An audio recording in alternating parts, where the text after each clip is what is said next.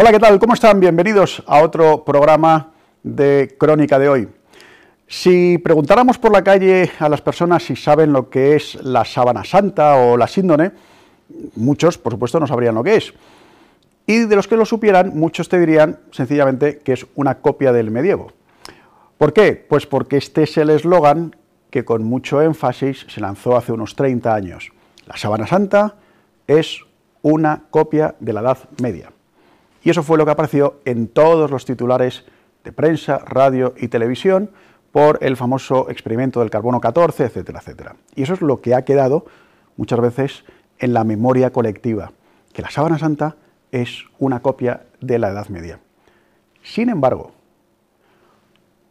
casi todos los estudios científicos dicen que en la sábana santa hay algo excepcional, hay algo que se sale de los parámetros físicos que conocemos. Digo casi todos, por supuesto, porque estamos hablando de un lienzo que aparentemente tiene 2000 años de antigüedad y que el carbono 14 fue una de las pruebas, pero hubo otras muchas que sí que arrojan mucha luz sobre este paño, sobre este lienzo, sobre este trozo de tela, que los cristianos sí creemos, no por fe, sino porque la ciencia nos está demostrando que fue el paño que realmente cubrió el cuerpo de nuestro Señor Jesucristo. ¿No se lo creen? Pues escuchen a un experto, a Jorge Manuel Rodríguez, que nos va a dar datos científicos de por qué creemos que la sábana santa sí fue el paño que envolvió el cuerpo de Cristo.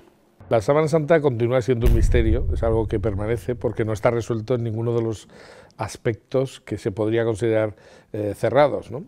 Por una parte tenemos que es una tela que es una tela antigua, que se conserva en una catedral como si fuera efectivamente un objeto religioso, aunque no hay ninguna obligación de creer desde el punto de vista religioso sobre la sábana santa, porque no es un artículo del credo ni muchísimo menos.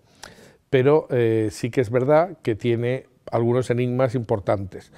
Por ejemplo, estamos hablando de una tela que tiene un extraordinario valor.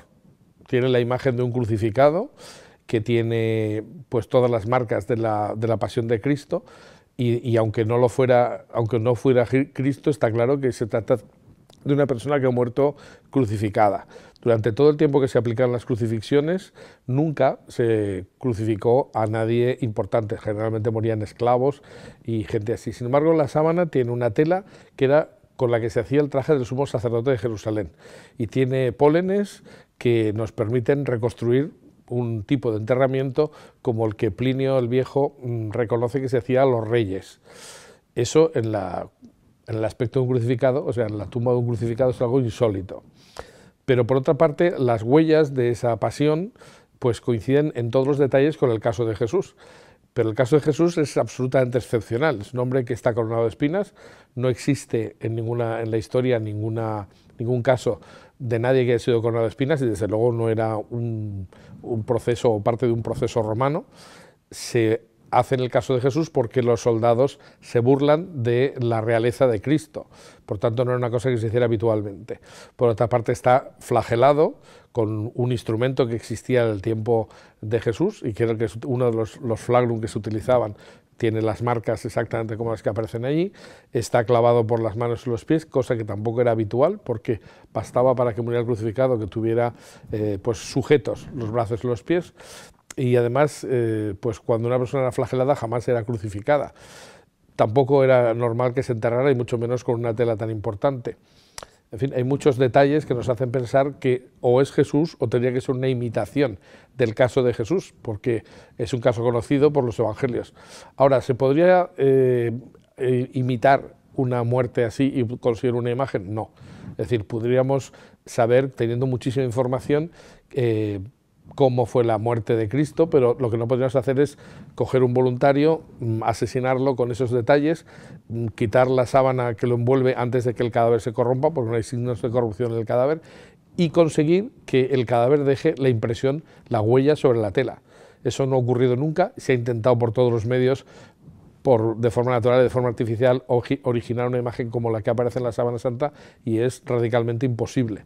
El tema estaría resuelto si alguien pudiera presentar una huella igual, pero desde el punto de vista de la física lo que podemos decir es que ese cadáver ha sufrido un proceso que no somos capaces de explicar y que ha producido un resultado único en el mundo y que además cuando se estudia, cuanto más profundidad se estudia, pues más difícil se ve poder conseguir una huella así.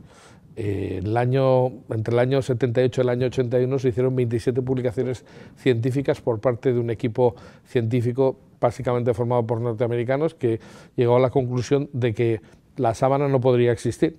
Si fuera un concepto tendría que ser algo imposible, pero resulta que es un objeto que se puede estudiar. Lo que se estudia, pues se ve que se sale de los parámetros de la física actual.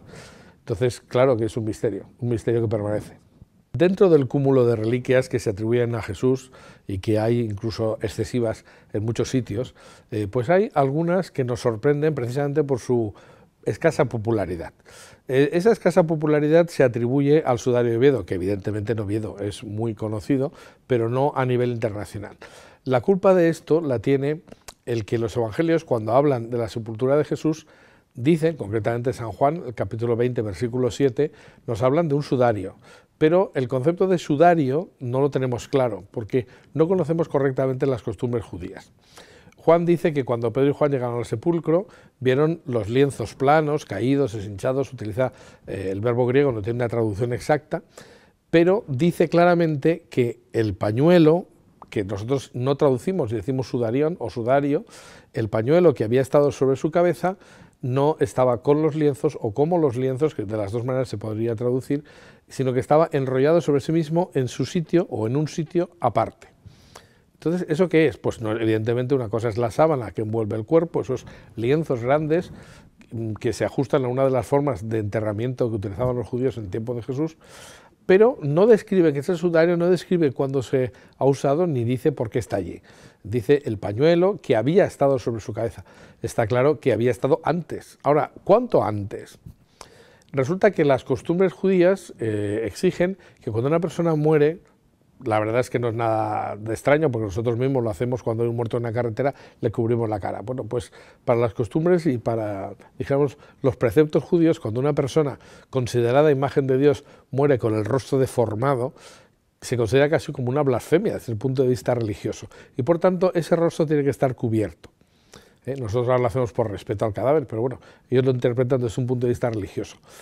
Y además, tiene una función muy práctica. Si una persona muere crucificada, está claro que hay que ponerle algo en la cara para que cuando se bajen los brazos y los pulmones sean apretados, no salga el líquido del edema de pulmón agudo y caiga sobre quien está descolgando el cadáver. O sea, es evidente que eso es una necesidad. Para un judío que caigan sobre él líquidos que corresponden a un difunto es algo absolutamente inaceptable desde todos los puntos de vista, ¿no? Y culturalmente además se consideraría como una cosa asquerosísima, por mucho que fuera de Jesús o de quien fuera, ¿no? Entonces, es un pañuelo que cubre la cabeza en el transporte entre la cruz y el sepulcro. Bueno, pues exactamente esto, es decir, una reliquia que se corresponde exactamente con esta función, la tenemos en la Catedral de Oviedo, o más concretamente en la capilla, en la Cámara Santa de la Catedral de Oviedo. La Cámara Santa era el relicario, de hecho es anterior a la propia catedral, era el relicario de los reyes de Asturias. Y en el sitio central, prácticamente que se ha permanecido así durante bastantes años últimamente, pues hay una tela que ahora está cubierta por una fotografía, en realidad es un escaneado del sudario, que es tan bueno el escaneo que prácticamente parece la tela original, pero la tela está detrás cubierta dentro de unos cristales que mantienen pues, las condiciones de temperatura, humedad, etcétera, ¿no? Entonces, ¿el sudario qué es? Pues aparentemente no se ve nada. Uno pensaría que tendría que haber hay un rostro, que fuera la Verónica o algo así. No. En realidad lo que tenemos en Oviedo es una tela sucia, manchada y arrugada, que no tiene ningún aparente motivo para estar en una catedral. Es decir, si no aparenta lo que es, y a pesar de eso está, es muy interesante que se estudie, porque evidentemente si yo tengo una sandalia, por ejemplo, en la Cámara Santa también está una sandalia que se dice que es la sandalia de San Pedro. Evidentemente no está estudiada y puede ser o no, lo que sea, pero está claro que es una sandalia. Es decir, para que yo mantenga una reliquia, tiene que ser una cosa identificable, pero el sudario no. ahí no tenemos ningún rasgo que permita conocer o atribuir a Jesús esa reliquia. ¿Por qué se conserva? Pues se conserva porque tiene una antigüedad enorme y además ha sido considerado siempre como eso, el sudario que estuvo sobre la cabeza del Señor. Pero sin saber lo que era eso, sin saber que se usaban sudarios así. Esto es consecuencia de la investigación que en los últimos años se ha realizado sobre la tela, que nos ha permitido conocer que lo que tendría que ser el sudario es exactamente lo que está en la Catedral de Oviedo.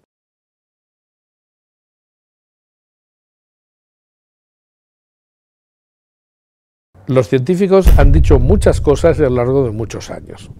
El interés científico por la sábana santa aparece en el momento en que se hace la primera fotografía. Es incomprensible que cuando alguien haga la primera foto, concretamente Secondo Pia, que era un abogado, pero era presidente de la Asociación de Fotógrafos Amateurs de Turín, consigue fotografiar la sábana, lo hace pensando que la sábana podría destruirse en un incendio, en uno de los incendios que ha sufrido, y que tendría que existir un testimonio que fuera una fotografía. No está pensando en hacer un estudio científico, pero al ver el negativo fotográfico que se obtiene, es decir, la placa, hoy día las imágenes son digitales, no tienen placa, pero en aquel momento había que obtener primero el negativo fotográfico y luego obtener el negativo del negativo que te daba el positivo. El negativo se llama así porque supone la inversión del claroscuro de la imagen. Entonces, cuando se obtiene ese negativo y se ve una imagen perfectamente nítida, como si el negativo, fuera la fotografía del cadáver, pues eso desconcierta a todo el mundo, porque no es una reliquia más. Es decir, copias de la sábana santa desde el siglo XVI tenemos más de 150 catalogadas, algunas interesantísimas por diversos motivos, pero ninguna tiene la más mínima relación con la imagen original, porque si tú no sabes que estás, por ejemplo, utilizando una radiografía para dibujar, pues lógicamente no entiendes lo que estás intentando copiar. Pues aquí es algo parecido, no es lo mismo, pero evidentemente es que la huella del cadáver está, podríamos decir, como codificada al revés, es decir, con el claroscuro invertido. Cuando por casualidad se obtiene un negativo fotográfico y se ve una imagen que es como un escaneado del cadáver, pues eso es algo que tiene que estudiarse. Hay veces que la gente no se da cuenta de la importancia que eso tiene y te dicen, qué curioso, qué interesante. No, vamos a ver, si este es Jesús, si esta es la sábana de Jesús, tendríamos una foto de Jesús en el sepulcro. No, eso no ocurrió en toda la historia, no tenemos una fotografía tan nítida, tan clara de ningún personaje histórico.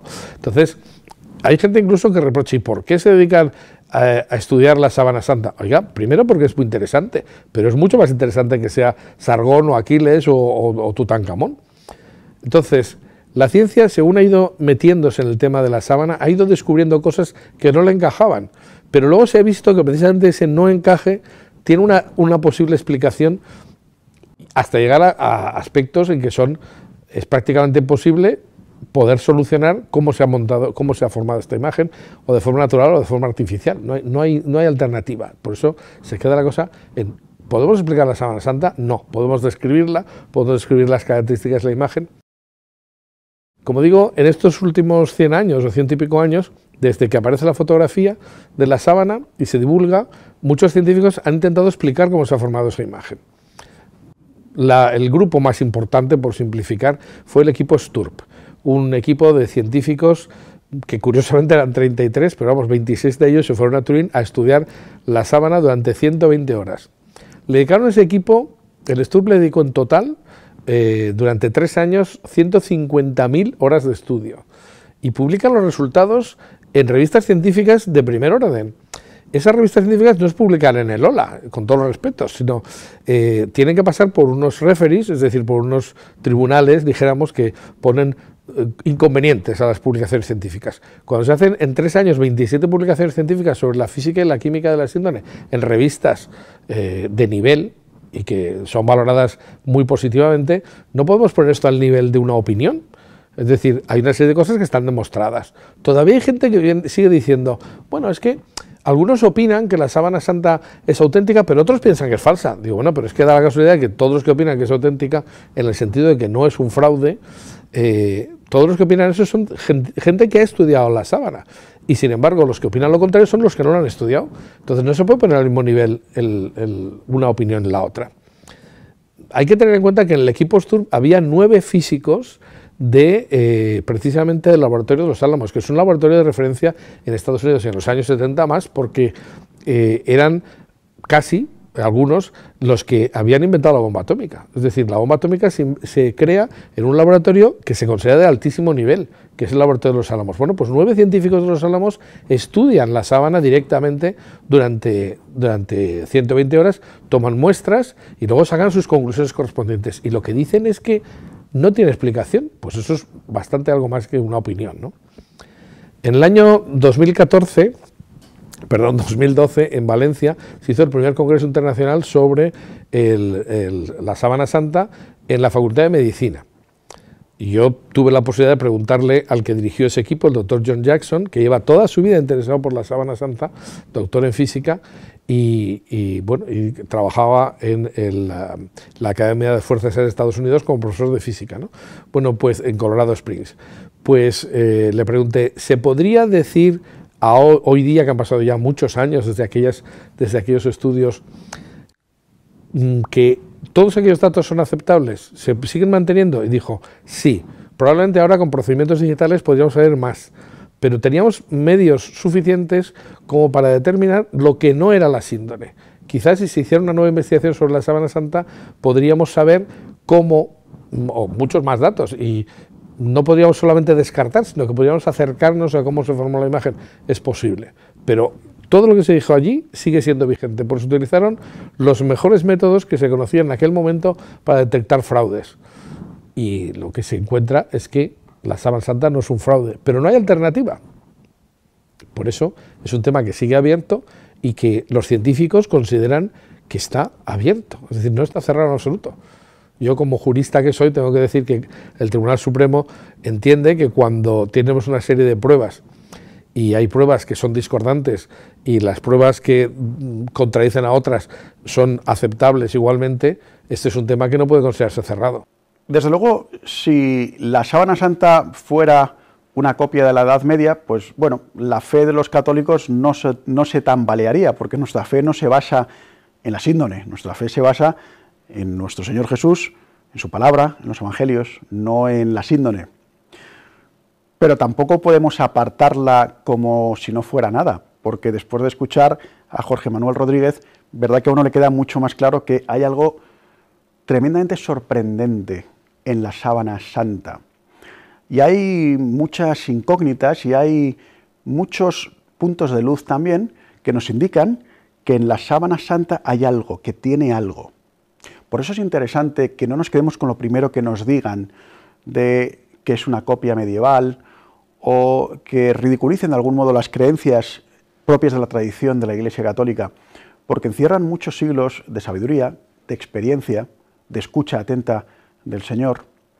Por tanto, espero que después de este programa de hoy les haya quedado más claro la verosimilitud de la Sábana Santa, esta reliquia que estamos casi absolutamente convencidos de que envolvió el cuerpo de nuestro Señor Jesucristo.